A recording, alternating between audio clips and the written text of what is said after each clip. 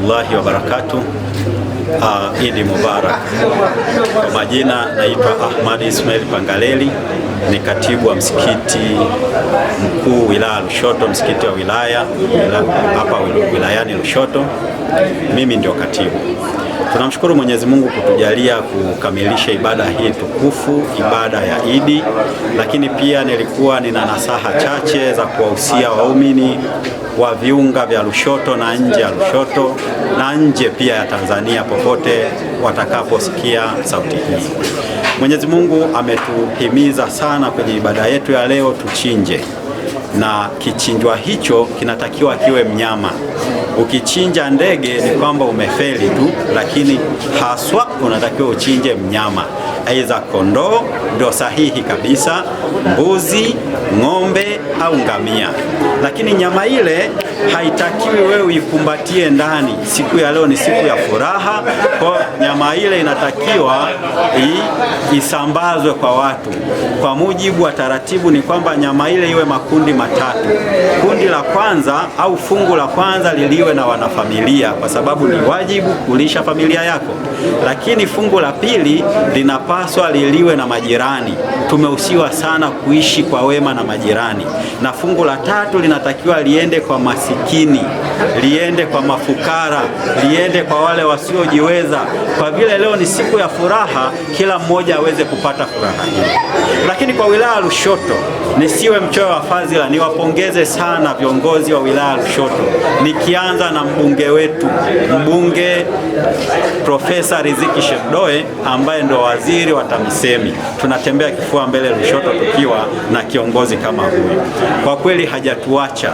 Taarifa nilizonazo kama katibu, tunazo ng'ombe 10 ambazo mafukara na wale wenye uhitaji watazipata siku ya leo, na muda huu huko zinaanza kuandaliwa. Kwa naamini kwa wilaya Lushoto waumini wa Kiislamu watakuwa wanakula na kufurahi. Mwenyezi Mungu amzidishie huyu bwana aliyetoa na ampe kikubwa na moyo huo wa kutoa zaidi. Lakini pia pongezi ziende kwa mkuu wa wilaya ambaye naye tupo ndani ya wilaya yake na analisimamia hili jambo na analijua vilivyo. Lakini pongezi ziende kwa viongozi wa dini ya Kiislamu wilaya Lushoto, shehe wa wilaya na wengine, kwa kukubali sadaka hii ili watu wake waweze kunufaika. Lakini pongezi nyingine zimwendee mkuu wetu wa mkoa, bila kumsahau Rais wa Jamhuri ya Muungano wa Tanzania, kwa sababu Rais wa Jamhuri ya Muungano wa Tanzania ndio kiongozi wetu anayetupa dira, anayesimamia amani na anayefanya haya mambo yafanyeje yaweze kwenda. Tunamshukuru sana Mwenyezi Mungu kutupatia kiongozi mwadilifu, mcha Mungu, na sisi tunamwombea sana. Kurupushani zinazotokea kama zile za Oktoba 29, Mwenyezi Mungu ndio fundi wa kumaliza matatizo. Tunamwomba Mwenyezi Mungu atuondoshee matatizo, kwani hatuna uwezo wa kukabiliana na matatizo. Lakini Mwenyezi Mungu awape uadilifu viongozi wetu, mambo yaweze kwenda kama yanavyotarajiwa. Kubwa zaidi, sisi waumini tunatakiwa tuitii serikali, tutii viongozi wetu ili kuweza kufanya ibada zetu kama tunavyotakiwa kuzifanya. Uislamu ni amani, na nimalizie kwa kuomba Mwenyezi Mungu atusimamie amani yetu izidi kudumu. Amani ni mchakato, tunatakiwa tuutunze. Amani ni jambo kubwa sana. Amani, yeye Mwenyezi Mungu mwenyewe ndo asili ya amani. Mungu ni nani kule? Asalamu yeye Mungu ni salamu, ni amani. Sawa? Mungu ni katika dalili kwamba yeye ndio mkuu wa amani. Unapozungumzia amani, Mungu ni mwenye kutuagiza kuishi kwa amani. Amani ndio mambo yote. Hivi ndio hii hapa, kama asubuhi tukasikia kubu, sawa, tukasikia kubu kafa hiyo kubu mambo mbali hivi, hiyo mchango hasa ambaye ni hapa ndani maeneo haya hapa mjini hapa yatazuka mabomu, yatatekesha mabomu ghafla tu. Hakuna ambaye angeweza kukula vile kwa nasibu na vipi huko. Sawa? Kwa hiyo kitu amani ni kitu ambacho ni muhimu sana, na ndio maana ikaambiwa miongoni mwa nguzo za swala za maneno, nguzo ya mwisho ni tamko la amani. Ili uonekane umetoka kwenye kuongea na Mungu. Sasa wakati katika maisha kawaida, hebu tamka amani, ile assalamu alaykum. Sawa? Kwa maana amani ndani ya swala na nje ya swala pia. Ingia katika maisha ya dunia ukumtakia Mungu, akutakie nini? Akuletea amani. Ndio maana tunasema assalamu alaykum wa rahmatullahi wa barakatuh. Hilo ndio neno la mwisho katika maneno ya faradhi ya swala.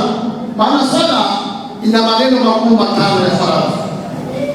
La mwisho ni salamu. Maneno mengine ukiyaacha kama kwa bahati mbaya, swala yako inakamilika tu. Maneno matano yale, la kwanza tukipita kwenye ya swala. Ndio la kwanza hilo.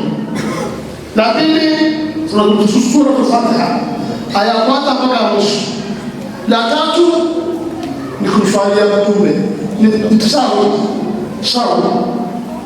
La tahiyatu ile. La nne ni kumswalia Mtume katika nini? Tashahud. La tatu ni asalamu. Maneno haya matano haya, ukikosea moja swala huna. Kama Kiarabu ukijui, basi jifunze maneno haya matano, tubaki na hayo kwa swala. Sura hii zile ni sunna, kama fahamu sura basi, lakini haya matano haya. Sasa angalia katika haya matano ambayo lazima, la mwisho ni amani. Assalamu alaykum. Kwa amani ni jambo muhimu sana. Usiongee sana hapa leo hii, sababu muda ni mchache sana. Tunatakiwa kwanza tabaru kula, pili vile tunachinje. Mungu Subhanahu wa Ta'ala kwa furaha hizi tulizokuwa nazo, lakini tumehusiwa sana pia sisi siku ya leo tujiepushe na maasi.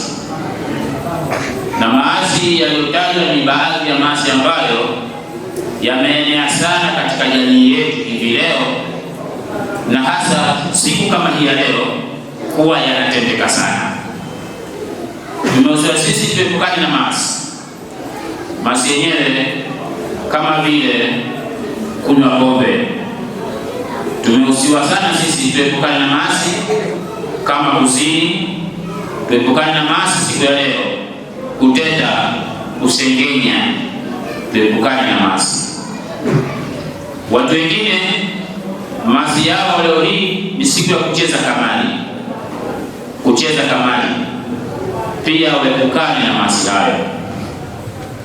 Lakini siku ya leo ni siku ambayo ina historia kubwa sana, ambayo inaelezewa tangu majuzi, tangu kwa mwanzo, kwamba tukio kubwa lilitokeaga zama za Nabii Allah Ibrahim alayhi salatu wassalam. Bali Ibrahim alayhi salatu wassalam alipoamrishwa na Mwenyezi Mungu Subhanahu wa Ta'ala kumchinja mwanawe Ismail. Tunaposoma tukio hili linatufundisha kwamba Nabii Allah Ibrahim alayhi salatu wassalam alikuwa na imani ya juu sana ukilinganisha na imani zetu tulizokuwa nazo sisi. Kwa sababu kwa haraka sisi mtu ukaambia mchinje mwanao, ukivuta hiyo sura kwamba wewe unamchinja mwanao, basi utaona huo mtihani mkubwa. Utasema kwenye maisha, Mwenyezi Mungu usije ukanipa mtihani kama huu, nipe yote usije ukanipa mtihani kama huu. Inatufundisha kwamba Nabii Allah Ibrahim alikuwa na imani ya juu, na tunaweza tukasema inastahili kuitwa Khalilullah kwa imani yake. Tukio hili Mwenyezi Mungu Subhanahu wa Ta'ala, badala ya kuchinjwa Nabii Allah Ismail, basi Mwenyezi Mungu Subhanahu wa Ta'ala akaleta kondoo achinjwe badala yake. Kwa hivyo leo hii ni siku ya kuchinja, ikiwa ni sehemu ya kuadhimisha, ikiwa ni sehemu ya kutukuza tangafu za Mungu, kuanzia kule kwa Nabii Allah Ibrahim alayhi salatu wasalam, ambaye ndio baba ya imani, ambaye Mwenyezi Mungu anasema huwa samakumul muslimun, yeye ndiye ambaye ametuita sisi Waislamu. Ikiwa hivyo ndivyo, basi kila mmoja anahimizwa kujitahidi sana kuchinja katika siku hii ya leo, kama ilivyopisha kutangulia kwa mwanzo. Lakini kuna makosa mengine ambayo watu wanatenda bila kujua, na wengine wakawa wanatenda kwa kujua.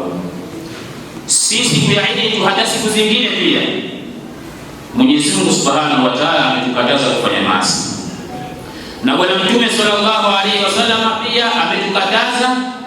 Haitoshi sikufanya hata kuyaeneza maasi pia tumekatazwa. Yaani wewe si mfanyaji ila unasambaza watu waweze kuyajua maasi. Sio mfanyaji lakini washawishi watu waweze kufanya maasi. Wewe una laana na una hisa katika maasi hayo hata kama haufanyi. Haijalishi unafanya amali aina gani. Wako watu wanaeneza maasi bila kujua. Wanaeneza maasi kupitia simu. Mtu anaona kuna mambo ujingajinga fulani anaposti huko juu. Yeye mwenyewe si mtu wa mfumo huo. Lakini akipeleka huko kuna watu wanaingia kwenye mfumo huo, ajue kwamba dhambi hilo haikukani nalo. Lakini wako watu wanaeneza maasi kwa midomo yao hivi, washawishi watu hivi. Na wako watu wanaeneza maasi kwa vitendo vyao, kwa kukitenda kitendo kibaya kiovu, na mwingine akaona haya ndio maisha ya piga. Siku ya Kiyama utakuwa umetenda zaidi ya kile ulichokitenda kila aliyetenda, kama ilivyo kwenye jema. Ukitenda jema mwingine akapigizia, unapata ujira wake bila yeye kupunguziwa. Kadhalika hivyo hivyo kwenye maasi, ukitenda mwingine akipigizia naye unapata hata hujatenda. Lakini ovu lingine, watu wanaeneza maovu kwa njia ya nguo. Wengine wanaeneza maovu kwa njia ya nguo. Leo tunaambiwa sio siku ya maasi. Maovu ya nguo, watu wengi watanielewa kwamba wanavaa vibaya kinyume na sheria. Sahihi, hilo ni ovu. Lakini wako maovu ya nguo wengine kwa matangazo. Sasa hivi nikitaka kutangaza tangazo langu, mathalan nikataka kutangaza sasa hivi tumejua wote kuna Airtel Money, sisi kuna M-Pesa, kuna Tigo, kuna nini. Ninapokuwa na shida ya Airtel Money, natafuta sehemu iliyoandikwa bango Airtel Money, najua pale ninapata utatuzi shida yangu. Ima ni Voda, naenda kwenye bango. Ima ni muone mtu kavaa ile nguo iliyoandikwa Voda. Ima ni muone mtu kavaa nguo iliyoandikwa Yasi. Basi hapo ninajua kwamba pale ninapata huduma yangu. Duka limeandikwa Airtel Money, najua pale ninapata huduma yangu. Nikienda kama haiko namlaumu, kwa nini uweke hivi? Na nina haki ya kumlaumu. Basi hivyo wako wengine sisi tunatangaza maovu kwa njia ya nguo. Kwa njia ya nguo kivipi? Tumevaa nguo zetu zimeandikwa masala mengine ambayo kwamba ni masala ya kamari, matangazo ya kamari. Nguo zimeandikwa matangazo ya kamari. Assalamu alaikum warahmatullahi wabarakatuh. Alhamdulillahi rabbil alamin wassalatu wassalamu ala rasulillahi sallallahu alaihi wasallam. Mimi mzungumzaji hapa naitwa Hassan Saidi Mbaga, ni kiongozi wa madrasa Riyadh Lushoto na pia ni kiongozi katika msikiti wa wilaya Bakwata Lushoto. Namshukuru Mwenyezi Mungu tumaliza ibada yetu kwa utulivu na amani. Na pia hivyo tunavyozungumza ni kwamba waumini wote wanaelekea katika viwanja vyao kwa ajili ya ibada ya kuchinja. Hii ni ibada muhimu sana kwa sababu tunalisapoti tukio la Nabii Ibrahim alayhi salatu wasalam, alipewa amri na Allah subhanahu wa ta'ala kama amchinje mwanawe Ismaili.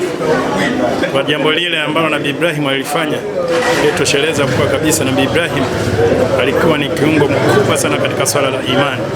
Ndio maana Allah subhanahu wa ta'ala akazungumza ndani ya Qur'an akasema, inna Ibrahima kana umma, hakika Ibrahim unatosha kuwa wewe ni katika umma wao.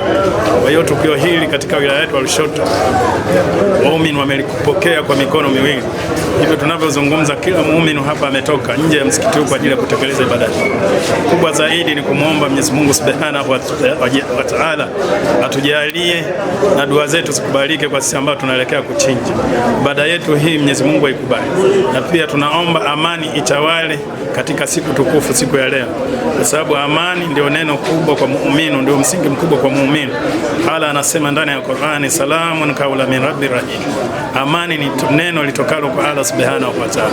Kwa haya machache sina zaidi ya kuzungumza. Alikamalu lillahi. Assalamu alaykum wa rahmatullahi wa barakatuh. Assalamu alaykum wa rahmatullahi wa barakatuh. Na jina langu ni Muhammad bin Saleh, ikiwa ni mmoja kati ya waumini wa msikiti huu Masjidul Faruq iliyopo wilaya Lushoto, Tanga. Cha kueleza nikiwa kama muumini mwenzenu na kuhusiana katika siku kama ya leo, kwa sababu siku ya leo ni siku ya Eid, na siku ya Eid iliitwa kwanza siku ya Eid. Kwa nini unasema al-audu? Al-audu ni kule kurejea kila mwaka kwa kauli za wanazuoni kama hivyo, ama vile Mwenyezi Mungu Subhanahu wa Ta'ala kurejesha furaha kwa waumini wake. Kwa hiyo alhasil kwamba tujitahidini katika siku kama leo, kwa sababu ni siku ya furaha, basi furaha hizi zisiwe kwenye nyoyo zetu baada tukamkera Allah Subhanahu wa Ta'ala. Kwa hiyo furaha hizi ziwe kwenye nyoyo zetu baada pia Allah Subhanahu wa Ta'ala afurahie kwa kutuona sisi tupo ndani ya toa ya kumtii yeye. Kwa hiyo zipo mambo kwamba ni laghawi katika siku kama ya leo. Siku ya leo kuna watu ambao kwamba wanaona kwamba leo siku ya kujiachia, wengine wanatumia mapombe, wengine vilevi ambao kwamba Allah Subhanahu wa Ta'ala haridhi vitu kama hivyo. Kwa hiyo tujitahidini, mambo ya furaha Uislamu hauyakatazi, isipokuwa kila ambacho kwamba sheria ikaja ikasema kwamba kitu hichi ni haramu ukifanya. Furaha yoyote tutaruhusiwa kufurahia kwa sampuli yoyote, isipokuwa sheria kama ilikuja ima ni Qur'ani ama hadithi za Mtume sallallahu alaihi wasallam kwamba kitu hichi ni haramu, basi inabidi tufanyaje? Tuharamike nacho, kama vile kunywa pombe, kuvuta bangi, kutumia vilevi ambavyo kwamba ni vyenye kuondosha zile